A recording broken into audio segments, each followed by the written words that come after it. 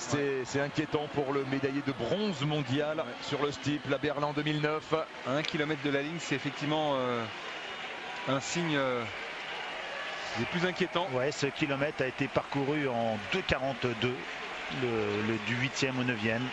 Donc ça commence à aller vite. Aïe aïe aïe aïe aïe, la Bob, il est en train de coincer malheureusement, enfin pas complètement. Non, parce qu'il reste à distance raisonnable, peut-être en train de prendre une petite respiration. Et les Turcs qui font mal avec Ali Kaya aux côtés de Mo Farah. Mo Farah qui avait gagné bien sûr les championnats d'Europe en 2010 à Barcelone sur 10 000 et sur 5 000. En revanche, 2 ans plus tard, Helsinki n'était pas présent parce qu'il préparait les Jeux évidemment. Il préparait l'exploit. Oui. L'exploit des Jeux Olympiques.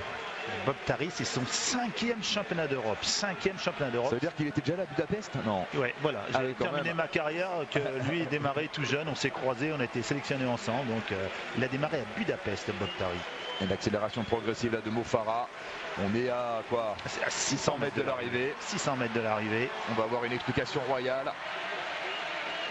Ah, avec les 2 Turcs, surprenant, ces 2 Turcs d'origine kenyane. Ouais, et plus surprenant encore, c'est Andy Vernon, le Britannique qui est là, à 28 ans, qui se révèle complètement.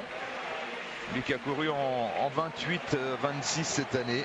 Pas un grand palmarès, il n'a pas un palmarès des championnats universitaires, des Jeux du Commonwealth, des bonnes places. C'est Daniele Meucci qui lâche maintenant.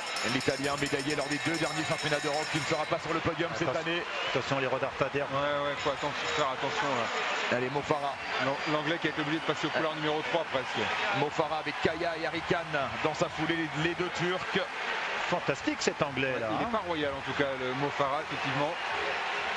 Allez. Ali Kaya en 2e position, Arikan en 3e position et Andy Vernon qui fait une course magnifique. À 600 mètres de l'arrivée maintenant, Mo Farah moins souverain qu'à Moscou, moins souverain qu'à Londres. Clairement, il pioche. Il est en train de piocher, Mo Farah, il va se faire attaquer parce qu'il regarde. Il va se faire attaquer par Ali Kaya, il est toujours à la corde, Mo Farah. Vernon qui prendra la... Fantastique ce British, en effet. Andy Vernon jusqu'au bout. Il va aller chercher à la 3e place et Mo Farah qui s'arrache quand même. Mo Farah qui s'arrache et doublé anglais comme à Barcelone. Oui, Mo Farah qui s'impose devant Andy Vernon et la 3e place pour Ali Kaya. Mo Farah, il était loin d'être à 100% et pourtant Stéphane, Dominique, il était un petit 1000 mètres en 2,31 pour terminer. Donc c'est assez... 54-4 quand même le dernier tour s'il vous plaît. Ouais, il est pas bien d'habitude, c'est 53. Voilà, il a 2,31 le dernier 1000 mètres, vous voyez. Mais alors, est-ce que Vernon est vraiment 2e là? Oui, ça y est. Oui, sans aucun doute. Ouais, on a nos Eurosport Grande-Bretagne à côté de nous, Tim Hutchins qui a crié de joie. Regardez la mascotte. Mo Farah, champion d'Europe pour la 2e fois après Barcelone. Alors à Barcelone c'était déjà un doublé puisque Mo Farah avait gagné devant Chris Thompson. Là il s'impose devant l'inconnu Andy Vernon, 28 ans. Et la 3e place pour Ali Kaya le Turc.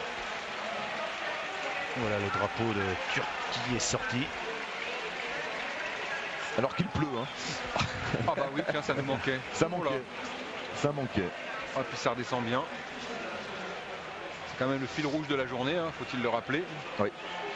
Alors le 10 000 mètres, je le confirme, il reste toujours une